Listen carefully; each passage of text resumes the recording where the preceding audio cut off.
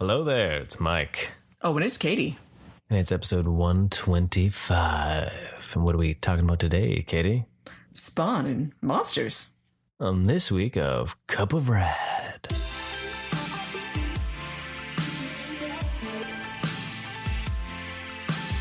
Hey, everyone. So, it is a new week. Woohoo! Dun, dun, dun. So, summer hit us this week. That was weird. Like, with vengeance. Like, full on, like, tank tops, flip-flops, shorts. It was strange. Yeah, it got really hot really fast. Yeah. So It's going to be mellowing out in the next couple days, which is good. Yeah, so we'll see what happens. But we ended up spending quite a bit more time outside this weekend just because it was warmer. I managed to get a sunburn. First time out, UV was definitely on high alert. I'm not really impressed. Right? It's been a while since I've been as red as I am. We went down to the river. Unfortunately, I did not bring toys. But we were able to find this really cool food truck that they've got here at Stormy's. Just Stormy's? Yeah, it's Stormy's smoothie bowls or something. Yeah. So they serve smoothie bowls. It's all plant-based. Yeah. Smoothie bowls and snacks, which is really cool. So it's kind of nice and refreshing, especially with walking in the heat. We had tried it the week before, and it was cold. We thought it was going to be warmer, and it ended up being really, really cold out. Yeah. So it was a little bit more like, oh my gosh, hurry up and eat this because we're dying. And so it was much more enjoyable this time. Was it melted this time? Well, yeah, it melted, but it was nice. It was Sat by the really river good. and ate lunch, which was really fun. Yeah, we found a little space. We dodged the people, trying to still keep our distance. Yep. As we made our way to get some fresh air. It was fun being outside, as I say. I mean, obviously got more sun than I expected. And got some nice walking. There was also a coffee food truck that we ended up trying. Yeah. And good to support the local businesses. Yeah, anything we can, right? There's quite a number of food trucks down there. Yeah.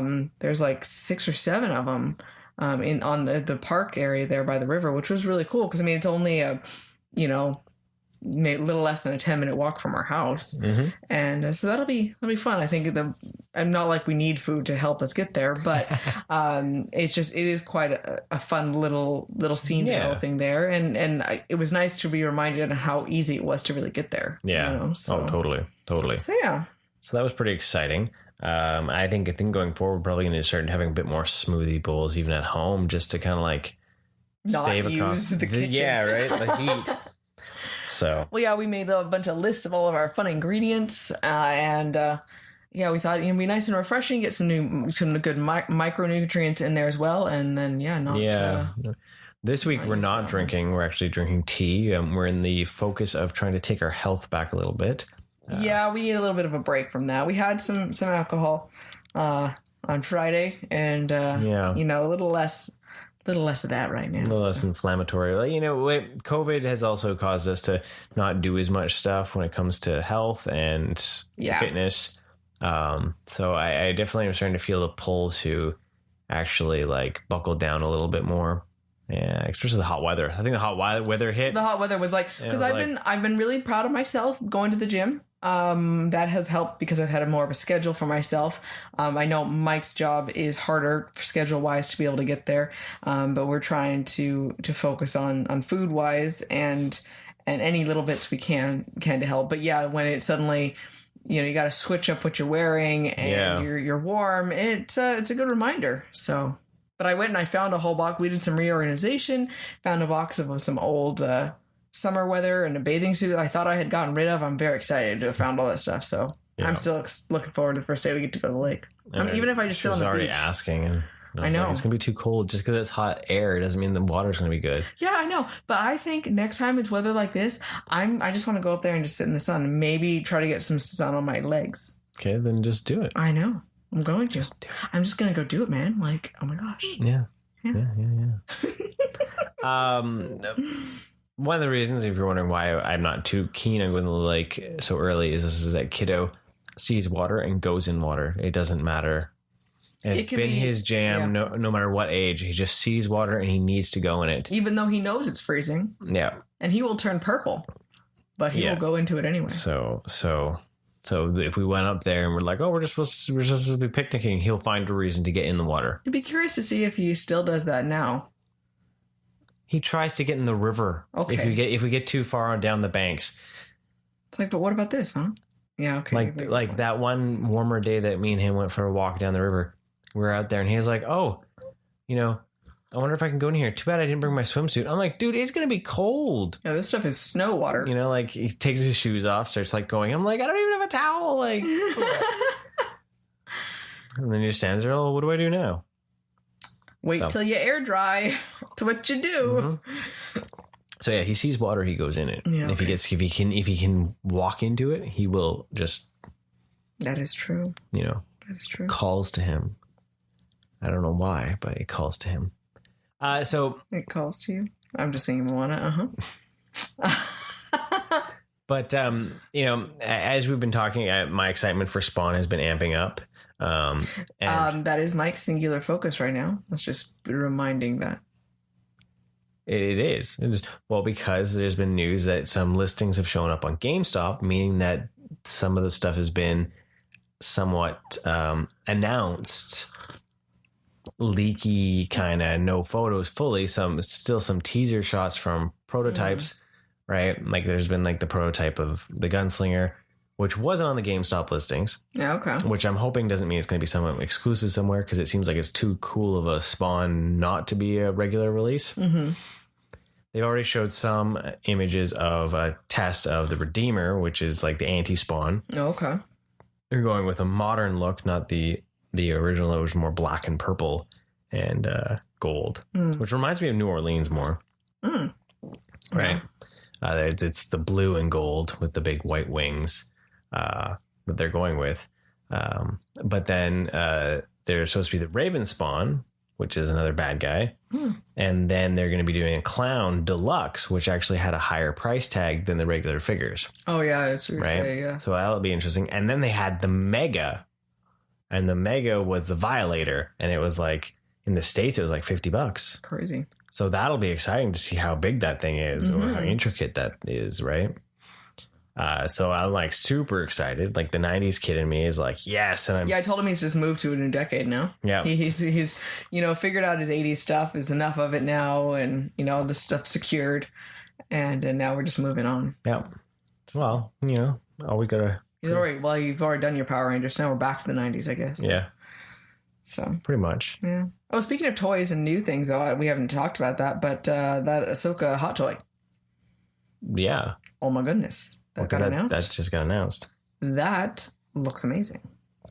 Yeah. From the Mandalorian, just coming out Grogu. Grogu? Yeah. I like Grogu better. Oh, yeah. Grogu, yeah. The child? Little green summon hamana. But yeah, that hot toy looks pretty cool. Yeah, Kiddo's dead said they were just going to get it. Well, because I like with her, as you call them, her hammer pants, might make it very easier to depose, because she doesn't have the tight anything looser is helpful, right? Right. It is pretty awesome looking. Right. It comes with the Jedi cloak. It's been a while since a hot toy has really called to me again. Yeah. So. It's calling. It's calling you. Yeah. But that one looks really good because it comes with a cool base too, right? Yeah. So that might be something, to think about. To get in 3 years, Next year. When it shows up. Next year. Uh-huh. Sure. Well, I know you're jaded from that. I am super jaded from my Captain Marvel. As we get how long Captain Marvel took, and then Katie was just like, I'm out. No more hot toys. Yep. And that's what happened even with kind of Mezco. She waits for that Wonder Woman. She was like, screw it, McFarlane. Yep. I love you. Well, it's hard because the other hot toys, it is that reality. We never had to wait for them, right? We bought them right off the shelf. Yeah. Because when we decided to get them, right? So, if it's a normal thing for you to collect hot toys, it's an expectation of something like that. That's not normal for us to do, right? Yeah. So that's why. Yeah, no. Sorry, do you have more for your Spawn? More, are you? Man, you're so bitter right now. I'm not trying to be bitter. You're like so angry. No, the Spawn toys are actually really cool. Well, see, what I was going to say was I'm hoping that McFarlane goes full 90s with this line. especially with this Spawn. Like the different versions of it? Yeah, because he's doing with the idea like there is going to be the Spawn Universe comic that's coming out. That's going to kind of open up. Oh yeah, you told me it was going to be like the Batman I wanted. Yeah, because like back in the 90s, Spawn McFarlane Toys did Spawn of everything. There was pirate, there was zombie, there was zombie pirate. Spawn. Well, you showed me some of the pictures and zombie pirates. Right? There was the Viking, there was the medieval, that's what's medieval is rumored to be the next Kickstarter, and I really don't want to miss that one, seeing as I missed. But I'm hoping they still do a modern comic Spawn for those that didn't get the Kickstarter. Well, there's got to be something. The story of it makes sense that it would be in all ages, because it's not an actual person individually. Mm-hmm. It's the title of Spawn, essentially. Yeah, Hell of Spawn. Right? So it makes sense. So I'm hoping they are able to go like they did back in the day, and make everything of everything. Because like I remember they do it with Deadpool. Why can't they make it with Spawn? Well, I remember going to like Toys R Us, and at the time there was the one aisle that was right near the video games, and it was all like more the mature toys, and you'd see those like clamshell packages, and you just like ogle the crap out of those things because it was just like, because it wasn't like the regular toys, it was special toys. Yeah, it was something else, right? Yeah, like I never paid attention to them at all, but I know what they look like in the store. It was always, they were different looking. Yeah, right. So I just remember, and even back in the day, like Zellers, which would have been like a Walmart kind of Target kind of thing, right? Had a section of McFarlane stuff, right? And like, you'd always like get to that corner and you'd be like, this is stuff I'm not supposed to look at, right? Because all the 15 plus kind of, this is not a toy. And you're like, yeah, this is badass and cool. And now all the toys are like that, apparently. These are not actually toys. Right? So, but yeah, no, I'm excited. I'm excited to be able to get, because I didn't have a lot of them. I had a few of them. I shared on my story a bit, a couple of the ones that I did get over time. Yeah. But so that's why I'm excited. It's like that little bit of childhood that you didn't really have, but you wanted, but like, and now they're articulated, so it'll make it even cooler. Yeah. Well, you know what? Honestly, that Mandarin Spawn that you got is really awesome. Yeah. There's a blue one. Yeah. You know what would be really cool, Katie, is that blue one. The blue one. Yeah. That blue one. You know what? I didn't get a chance. I legitimately did not get a chance to get to the store. I wasn't trying to avoid it. I promise. I didn't even know that it was going to be available up here. It was a Walmart exclusive. The gold label stuff from McFarlane is Walmart exclusive in the States. So yeah, good luck. So I was like, oh, okay, I'm not going to find any of the gold label stuff. And then a buddy of mine's like, well, it's supposed to be Toys R Us exclusive. And I was like, what? And get off my chat with him and go over to the Toys R Us website and was like, what? And they have all the gold label stuff. Oh, wow. McFarlane's Batman, the Witcher one. So they've got those ones. That's cool. I think that's pretty cool. It's exciting. It's an exciting time to be a toy collector because there's so many brands that are making so many cool licenses. Yeah. Right? And we're still waiting on a lot of stuff, I know. Especially when it comes to Thundercats and the Turtles from Super 7. They take their time to bring out figures. So it's like, it's the weight game. It's the big weight game. Yeah. So that's why I think I'm excited for McFarlane. Because McFarlane announces something and then it comes out like a month later. You're like, by the way, this is going to be in store tomorrow. Yeah.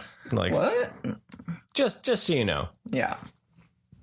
But there's all that ties into, our feature later this episode, exactly. Right? So I finally caught up on reading all my My Little Pony comics that I had sitting on my side table, which was good. So I'm still enjoying that one. My only thing is I'm liking the story, but it doesn't have the same.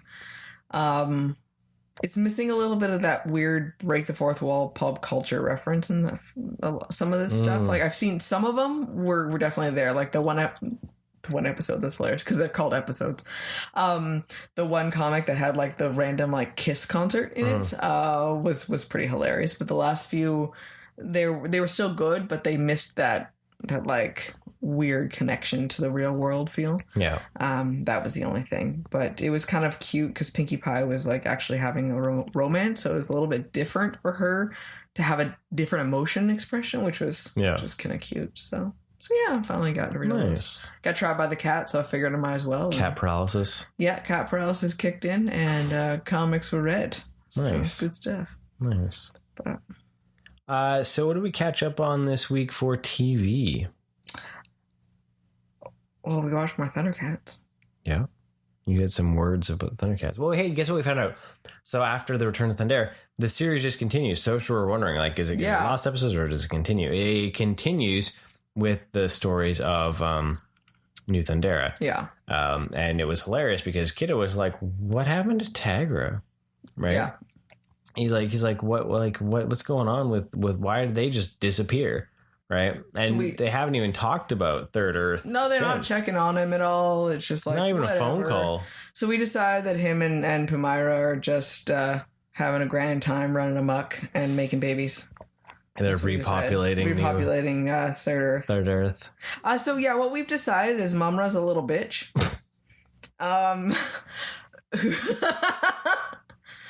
More aptly, I guess that's what I'm saying. No, it's just he's become... Well, he's obsessed with the Thundercats. Super like literally obsessed. The Thundercats left Third Earth and he could have just been like, there are literally two there. And he could just, taken them out. But he's like, no, I'm going to go to Third Earth all the time now. I mean, New Thundera and, constantly try to defeat you guys. And then he's trying to, like, he thinks that he can get rid of the ancient spirits by he had this other relic and he was like, oh, I don't need the spirits anymore, and he's sitting there talking about his evil plan about how he's going to take out the evil spirits because he's got this thing, and they're like, nope, you're trying, right? And so they're trying to like tell him that he can't do this and you're nothing without us type thing, and he's just, oh, what are you talking about? I wasn't trying to do that. I would never do that to you guys, come on.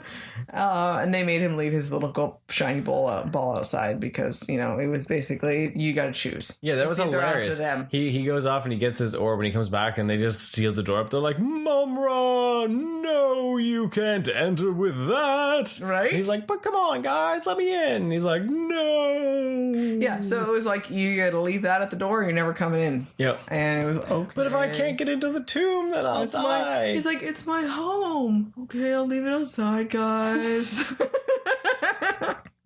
And yeah, and that's just like how the episode ended. Yeah, it was so weird. So he's like, all he is now is just like, the ancient spirits were nothing. They were in the background doing nothing before. Yeah. And now all of a sudden they're like ruling everything. Yeah. And they've totally taken over and he's just a tool for the ancient spirits. Yeah. He's not doing anything himself. And it's definitely a weird feeling because it's a switch in it, because he used to be like scary. Yeah. And now he's still now he's like a joke. Now he's like this old man that's just like trying to, yeah, I don't know. Right? It's weird. It's weird. Well, yeah, it's frustrating because he's not necessarily doing what he ever was before. Like, well, I love how the little gold sphere was going to make him 4 times as evil. Yeah. And it's like not 4 times as powerful, just 4 times as evil. And I'm thinking, well, when was the last time you really did something evil? Right. Like really. So yeah, that's what we learned from the Thundercats. Yeah, this week. This week was like pretty. Oh, one of the episodes. Well, it had a lesson on it.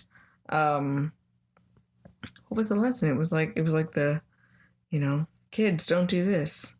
Was it about the sphere or no? It wasn't about the sphere. Now I can't even remember the lesson.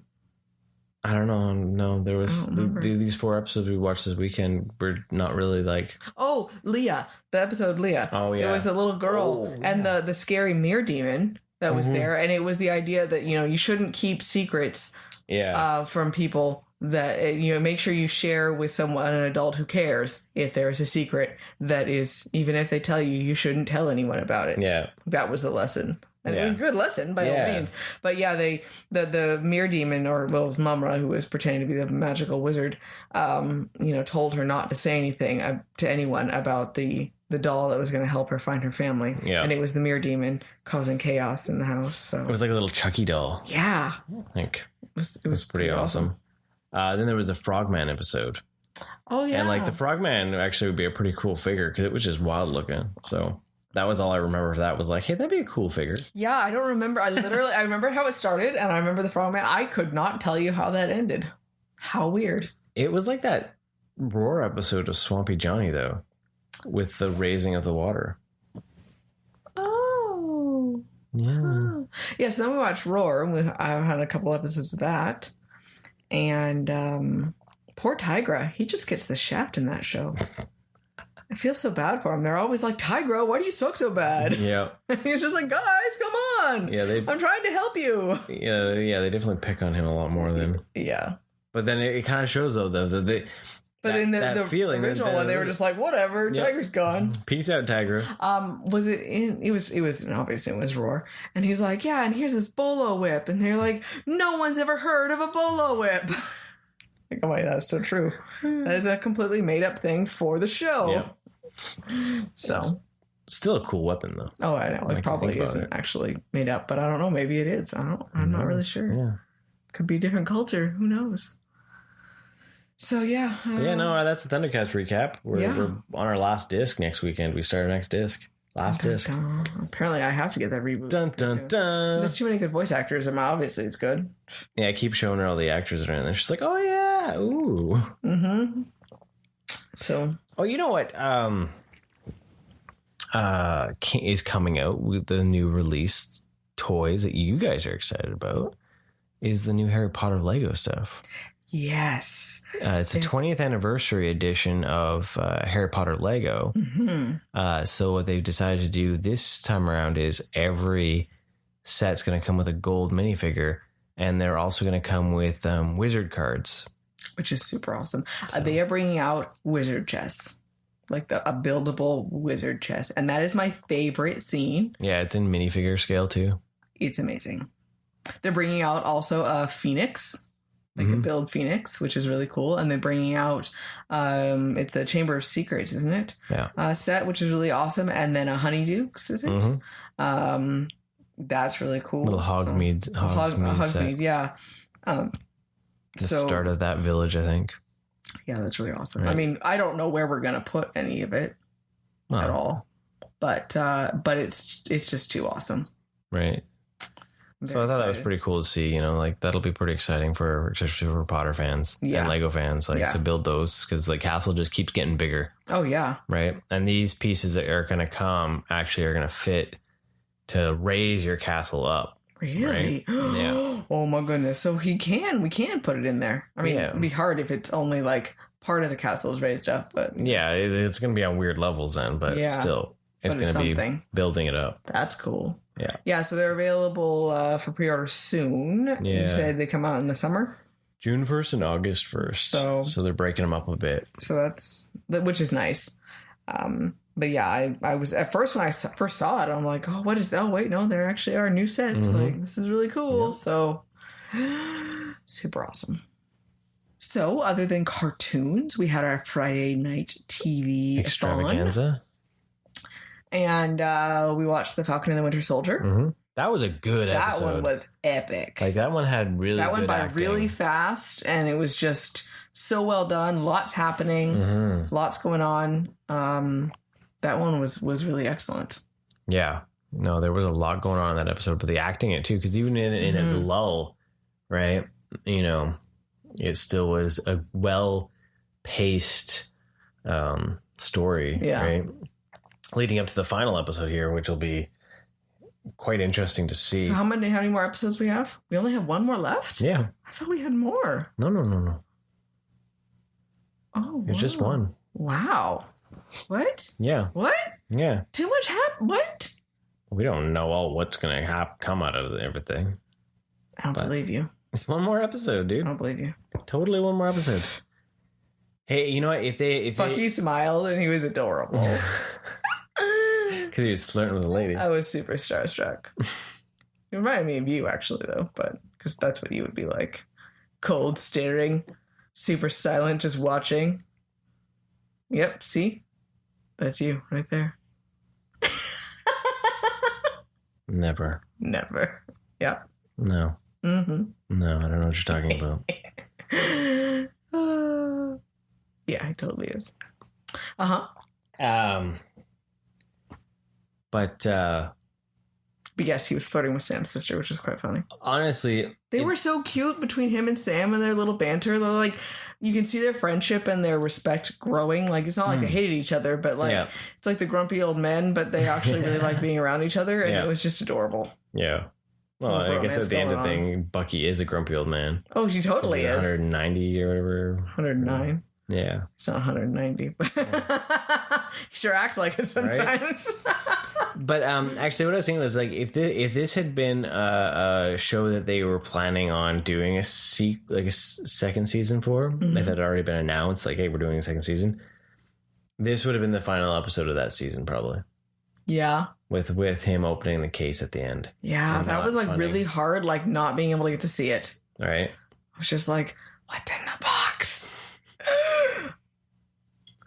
So we got our first post-credit scene too. So yeah, I know. I thought it was really interesting just how that whole.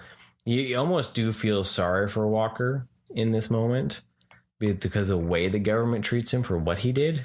Well, you know what's interesting is I'm saying this without any actual experience or knowledge or connection to the military, just fine print on that one. But the vibe that I get so much that you see in the news, and I think with the mental health of soldiers in general, that you are their weapon, their tool, and they're being, they tell you what to do. You do this for them. You give your life in every aspect to them. And there's so many of them that come back over and are so messed up, and the government just throws them to the curb. Yeah. And this was just a bigger, more clear symbolic aspect of it, where you're supposed to be okay with the government doing it, but at the same time, it shows that it's still not okay with what they're doing. Yeah. Because it is true. They made him. Yeah. They put him in this situation, and I don't believe he's evil. By any means. I don't think, yes, he did not make a good choice. No. By all means. And it has gone to his head, but a lot of it is his programming. Yeah, well, it's also too because they hyped it up as being Captain America, being the next great thing. Yeah. So then he and then he wasn't able to handle what happened. And right? he's stuck in his head that he has to be this perfect thing. And as we talked about last episode, the idea about being a perfect, being the good soldier, being the good man. Yeah. And you could tell he was struggling with that. And when he couldn't he couldn't be the perfect soldier anymore because situation wasn't allowing for it. He didn't know how to switch to be the good man. Yeah. And then he broke. Yeah. Understandably full of rage for what had happened to his partner. I get it. That's a lot of frustration and anger. And, I feel for him. By all means, I just wish he had been more capable of trying to listen to Sam and Bucky more. But again, it was, the soldier programming idea, right? And so you feel bad for him for sure. Oh, totally. I'm really curious to see what'll happen in that final episode. Yeah, where it's going to go, especially with what he was doing. Yeah. So I'm excited. Like the show amped up a lot more. Like it's always been a good show. Like even though I said I wasn't like super digging it, it's always been a good show. Like I've always been interesting watch. It's just been dry for where the vehicle was going. Yeah. Right. It was like, it's like you're on the highway and you're going to get to where you need to go, but like you're waiting to veer off the exit to get to the fun part. Right? Yeah. A little bit more excitement. Right. Right. I really like the scene with Zemo and Bucky there. When he surrendered, and that was like really like what's happening type thing, and the catharsis aspect and the psychological, release that he had. The other thing I liked was Sam's with the little training and the reality that he had. That counselor aspect Sam came out with him, and like you want to hear some harsh truth idea, and I liked what he was saying. Yeah, and it's so true for him. In reality, all he was doing was trying to make himself feel better, but he was shying away from trying to give people answers that would have made him feel bad. And that goes back to that first episode of him not ever telling that friend that he had made about his son, because then he would have lost someone that he had made friends with, and he didn't want to look that person in the eye anymore. Because it would have the step that would matter was now that father knows what happened to his son. Yeah. Even if he hates you now for the rest of his life, he now knows the truth. Yeah. And what is, that's the types of steps that he needs to take to actually make amends for some things. And so that was like heavy shit. Yeah. You know? Totally. And the way that was that was really beautifully done. Right. So, and then we get to find more about Isaiah Bradley. Yeah. And how he was treated after having the super soldier stuff. And just like, it really put deep thought into Sam's decision, right? Yeah. For especially when he decided to pick up the shield. And I think it's kind of cool to see that, even though he was told to not do it, and because he always thought he shouldn't, he finally came to his own conclusion that, no, I need to not stop do better fighting on this. Yeah. Right. Well, because I was afraid with what he was told that he wouldn't, and that he would just put it away. And it's like, but at the same time, that's not him. That's not the shield means something different to him. He has seen the positive side of it. And it's that reminder that when the government was put in charge of it, now it had a shadow on it. Yeah. But he can direct it to a side of light again. Yeah. And the shield never was the one that was doing all those experiments and treating people badly. Mm-hmm. It was, that symbol to him of what Captain America should be is not the government's version of it. Yeah. And that's the thing is, I think we forget that how little Steve actually worked for the government, right? It was only, every time he always even in the war, he broke the rules. Yeah. To do what was right. What was right. Right. Like exactly. It's that idea that he just always followed his heart. Yeah. More than what he was told. Yeah. Right. And that's, because if he had followed the rules, he would have always just played the part and sold the bonds and did the little shows and never actually got into the war. Exactly. Right. So there was so much that happened. Well, a lot that happened in that episode. Like, it was a little bit longer, but like a lot happened. Right. And it just flew by though. Oh yeah. So good stuff. So kudos on the directing and the writing and the acting and everything in it. Was just. And then on our fluffy TV, again, we watched the Ducks, Mighty Ducks, and that one was all about the mom's what is it? Skills challenge. Skills challenge. There we go.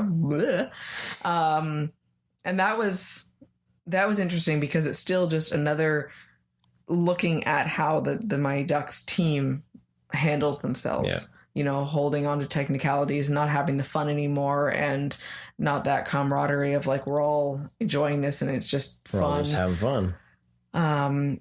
Or slightly cheating even too, kind of bending the rules to when it works for them and all that sort of stuff. And then it was cute to see, as I had pointed out, adult romance that was not in a Christmas movie. He tried to tell me that there was ice involved, so it was still a Christmas movie. And well, I'm just saying, someone will probably bullshit. Someone will be like, "Hey, well, and get to see Emilio, the Mighty Duck Man himself." And so that was pretty cute. So I am really enjoying Emilio Estevez as Bombay in this. Like, I love him. Every single time he says something, I laugh, and it's awesome. He's just killing it on this show. Mm-hmm. And then the podcast kid is hilarious, right? So, I'm excited. I think there's only we're on episode 4. I think there's like 8 episodes, so there we go. A few more, but it's definitely worth checking out. Like, it's just totally fun. It's got totally really good heart into it, and just it's a good reminder and a reflection on the world too. And that we all need to have a little bit more fun in our life. Yeah, not be so serious. Yeah, and then also, I mean, on the adult level of like her the way her boss is and everything, and just not letting the world suck your soul, basically. Stand up for yourself. Yep. Right? And it's and you don't. Sometimes you get dealt a really crappy hand, and trying our best to, when you have a chance to make something in a positive choice that you can control, take advantage of it. You know, make sure you don't just let another choice pass you by. Right? So totally, which is good.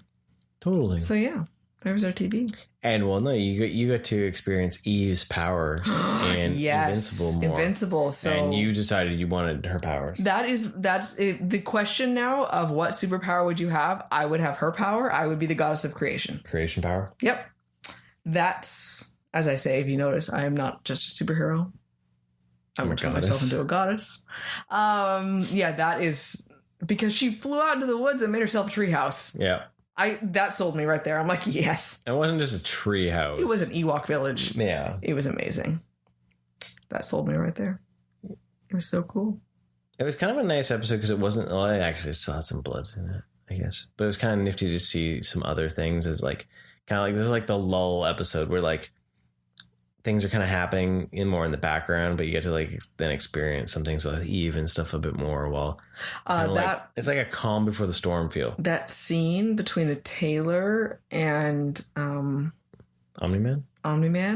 was nerve-wracking. Like... I was tense, wondering what was going to happen, and was the guy, the tailor, going to die? Yeah. And every time Omni-Man moved, you could just sense his. It was well done being animated, and it still just kind of gave me the creeps. Like the guy is just, the tailor is absolutely terrified because of what he knows. Because of what he knows. And you don't know what's going on with, because Omni-Man knows, and it was just like, super hard. Mm-hmm. It's just scary. Yeah, no, I'm excited for that. I'm curious to see where this is gonna take us, what ride this is gonna take us. Yeah, like I know where it's going because I've read the comics, but I'm trying not to say anything. You're doing a really good job because I'm not knowing anything, right? So I don't want to tip you off to anything. We actually got to watch some Lucifer this week again, though we had taken a little bit of a break because we're getting close to the end, and really no reason to keep holding on to it in all reality, but still kind of spreading it out a little bit there. I think because for a little while it was a little irritating too. That kind of helped me take a little bit of a moment as well because it had gotten to a weird place and the romance kicked up. Well, like it's nice that it finally kicked up again because it was that frustration. Yeah. And so like a little bit of a win right now has been nice. And, but it's been a bit strange with it, right? Because things have changed. Yeah. So I am curious to see how it ends up wrapping up. It definitely has changed a lot since the beginning. And, you don't have that. It's nice to see him have grown. And changed a bit, but it's also getting a little bit repetitive on the same things. So I think it's done after this second half of the season. Yeah, I think so too. Yeah, so I think that's why they paced it out a bit. Yeah, there's been a big hiatus for a lot of shows. A lot of shows went on break, and they just finished filming their last episode or something like that. So not a lot of new stuff going on. Yeah, Riverdale's still off right now. Yeah, and Superman and Lois. We got to catch up on Greys. We got one for that there, but otherwise, I mean, that one's hard because I'm like, I've watched that show from the beginning, and it's interesting because over the last couple months I had started watching it back from the beginning again, and I just remember how much I liked it from way back then, how different it is. But then also how much actually of the show that I remember loving happened within the first couple seasons. It's like Smallville, where it's like it was really good for 3 or 4 seasons, and then after that it was like, wow, so much happened and so much bulk and just so much everything, right? But it's not as much entertainment anymore. Like, this season is not because it deals with like... I know, that's what I was going to say, is that so much of it right now it's like watching a reality version of the news, right? So it's not as enjoyable. So when it has those breaks away from and has a little bit more of that growth in that story, then it's more enjoyable right now, So I'll be curious to see how it goes moving forward, or if this type of stuff will end up actually hurting it at all for future things. It's one of those things, right? It's one of those ones that have gone on for so long, where it's in 16 or whatever like that. Yeah. So it's just kind of... It's kind of pushing. Yeah. A lot. Yeah. So unfortunately, I think that's one of the things that does hurt network television nowadays with having streaming, because now streaming shows are fast. The fat's cut out. It's like your character development has to happen. You have to tell your story in 6 to 12 episodes, right? Yeah. Like, figure it out or you're canceled, right? Yeah. And you get 3 seasons to do it. Yeah. Right? Like, it's not, yeah, it's not. Network television is like 22 to 26 episodes. Sure, we'll sign you for 5 years. Right. Right? Or, 5 more years. You made it to 10, right? And it's like... Yeah, it's a whole different ballgame, right? So, I think the world's changing for that, because we also find that we enjoy the faster, tighter seasons, right? Yeah. And you think about those moments where you're like, over a season, there's probably only 6 to 8 episodes in a 22 season really episode that are like, okay, well, if you just took those, then you're good, right? Yeah. Maybe you miss some fun ones, but besides that, like, sometimes it drags on too much. Yeah. So, but even though the weather was nice, we decided to do on our promise. And, well, for me, it's a RADnesia. Oh, it was a brand new experience for me. So it was brand new for Katie. But for me, it was a complete RADnesia. We jumped into the 1997 classic Spawn. Yeah, we did. Told you it was going to come back to that whole Spawn talk in the beginning. Yeah. Yeah. I was like, you know what? Okay, it's on here. I've never watched it before. Let's just, Spawn is everywhere right now in our world. So let's just. Well, it's like, I wish we could find the HBO animated. Yeah. Because that is a better representation of it. But, yeah. This movie was terrible. Not in its character or anything of that nature. Just in the movie itself. The acting, the way, the CG. It was an old, late 90s movie. And... wow, like, it was funny. Like, it wasn't like, yeah, wow, it was an early superhero movie. Yeah, like, super cheesy bad. Yeah, and I remember liking it back in the day because it was like badass. But when you're like, what? I would have been 17, 8, no, 16, yeah. Like, it was cool. Yeah. Right. The credits were amazing to begin with. The opening scene. Oh. So it was like super edgy and like hardcore, heavy metal type, not metal, heavy rock, and like shaky font and like super extreme. And it's like, this is gonna be epic. That was a great way to start it. I was like, oh my gosh, I'm so happy we watched this. This is hilarious. Well, it's hilariously bad, though. It is. I had a great time watching it. Because it was hilariously cheesy bad. Yeah. So I'm glad we watched it. I'm not like, oh my God, what did you make me watch? I'm not angry about it at all. But the acting just very over the top. The guy who played Spawn was not the greatest actor by any means. The clown was horribly obnoxious, but also very, very creepy. Yeah. Like, the potty humor was totally unnecessary. I was just like, what the heck? Well, he's supposed to be dirty and gross, but he's just gross, exactly. Because he's the violator. He's sleazy and just like, ugh, Yeah. So there was that. But it was just, it was a whole another type of style of movie. The explosions and the bad CG and the best CG though here, I say this in a sarcastic way, was down in hell. The devil guy, the wolf looking thing with the giant jaw. Yeah, it was just so bad. So bad looking, and like the blurry hordes of Spawn creatures. Yeah, just like you could tell it's like they animated a chunk and then just stamped it all over the place. Yeah. And like if we're gonna move fast enough through it, no one will tell that the exact same thing over and over again. It's so funny. Like it's hard because it's like you look at that and you think of a movie that came a year later from the same company, Blade. Yeah, and which we've already decided that's going to be a RADnesia. Yeah, but. You see the quality in that versus like this, and you wonder what went wrong, right? Right. And like, so like I'm watching it too, and like, cause like I know more about Spawn now, cause I'm also rereading the series, right? Cause I pilfered the library, and so I'm remembering more of what I hadn't, and I hadn't read a lot of Spawn. I read like the first 12 issues were what I could get at the flea market back in the day when we used to go.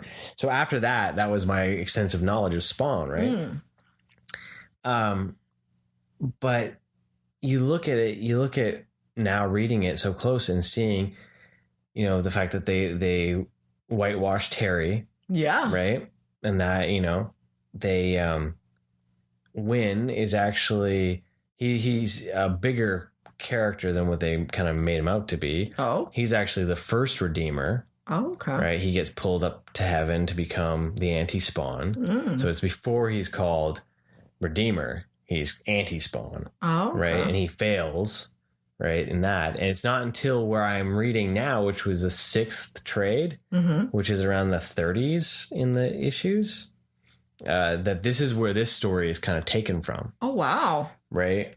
And ironically, the one thing that we complained about was Spawn not having his mask on a lot. Yes. I just finished up that story today, and he doesn't wear his mask a lot in that story. Oh, okay. His maskless a lot in that. So I'm wondering if so they really were following some of the source material. Yeah, kind of, right? Kind of. But yeah, because he looked so awesome when he had his full costume on. And all of that. And it was so sad. Kiddo really was upset about that. Yeah. Because but for the most part, Spawn usually keeps his mask on. It's only when he's like chilling in the alley and all that when he will take it off when he's talking to the hobos, right? Because he like kind of lords over the hobos to make sure they're safe, right? Oh, okay. Because of how he looks and everything. Yeah. Right.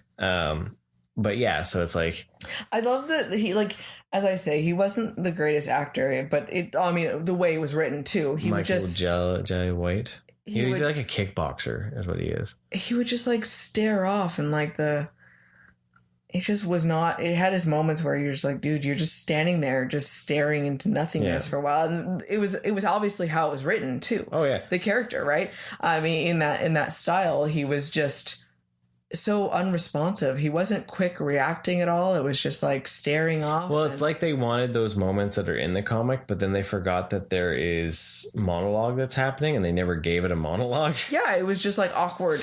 Yeah. Awkward silence. But you never got him like perched on things until the end of the movie. Like that was a problem of it, was that it tried to combine an origin story with a later story. Right. And I think that's where it, stumbled. And I felt a little bit like it was a little clunky in the beginning because so clunky. It was super okay. I was trying to be nice, but it was super clunky. Like starting out, you're like, wow, you're a mercenary. Like that was kind of badass. You these high tech weapons and okay, scary. And then all of a sudden, so you ended up killing all these people. Okay, then you quickly find out that he wasn't supposed to kill civilians. Okay, so he's not like that evil of a guy. Okay, so he's working for this bad guy. But then, like, he's suddenly growing a conscience, and you don't know where that came from. Like, you're supposed to, like, it feels like you're supposed to know him a little bit more. Yeah. And then, and it was just a weird force of what was going on right there. And then, oh, by the way, we're double crossing you and we're going to kill you now. And it's like, you're supposed to feel for his relationship that he has with his wife, and you're supposed to feel so bad. And then it was like, oh, by the way, throw away. It's been 5 years, and, and you, like the clown talks so much, but he talks so fast. You really did have to listen to him a lot of what he was trying to say, what he was saying to get some of that. And so the way it kind of moved along, it was just like, okay. And so now we're here. And then like, okay, so the clown, the way he's talking, he's backstabbing, and he's setting up all these pieces, and made him a good villain that he's trying to move all these pieces on the board. He's double crossing and he's using these people and everything like that. But, like you didn't quite know what he was doing at first. Yeah. He seemed like he was supposed to be like the buddy to help train Spawn up, and it was a little strange. It was definitely a remnant of the 90s. Yes. And like it all it did was make me want to see a remake or reboot or whatever you want to call it. Oh, because that concept would be really cool given the new styling and the technical ability that they have now. I think they just need to pace it, like you could do a decent amount without rushing it, right? And I think it was one of those ones where it was doing too much. Like if you wanted to do the style of movie that they were in, they should have just thrown in that he was already Spawn and then did flashbacks or something. Yes. Of him in a situation or something. Or something would have spurred him to like have like a break, or where it would like flashback to it, like, I don't know, something. But yeah, it was definitely, but it didn't know, what it wanted to be. Like it was, they, made something PG-13, which. Well, and I liked too all the, all the chances they could to make things neon green. and smoking and everything like that. Like so much of the electrical, like weird additions to glowy things, and then not to mention his incredibly huge fluid cape. Yeah. That was like ether around him. Yeah. You know, it was so over the top and so... Well, they were trying to get that look of like the comics because the cape does grow and change depending on what you need, like in timing and all that. But yeah, it looked weird too because it was like, because of the time it was like not even like... It wasn't fully there. You couldn't even tell. You could totally tell that it wasn't part of like it was just overlay, right? Exactly, right. But yeah, all the weird glowy green and like I love it almost looked like it was trying to do 3D with some of his chains and they would come out of him because it was clunky looking, you know. Yeah. It was like this like skull face would like pop up at you and be like, I've come forward and now I'm back. But yeah, it had that cheesiness. You know, there's something about how fast technology came along. 10 years later, ILM, which worked on Spawn, did Davy Jones. Right? Right? And it's like, and that thing looked like it was a real It still entity. holds up. Oh, yeah, it's still beautiful CG, right? So it's just crazy to think of how fast the computing power and technology and people and skills and everything, right? And yeah, so it was an experience. I can tell you that. It's definitely one of those 90 movies that like you have fond memories of because you like the character, but like it's not that good. No. And I think a lot of the memories come from that I can remember because I did see the HBO series, series more than, and then the few comics I had, and then of just the always seeing McFarlane Spawn in toy stores. Yeah. Right? Like that. Because I always knew that it was there and I would be able to point it out looking at the character of what it is. Didn't know anything about it, but I knew that it existed. Yeah. But yeah, so now we saw that. Yeah.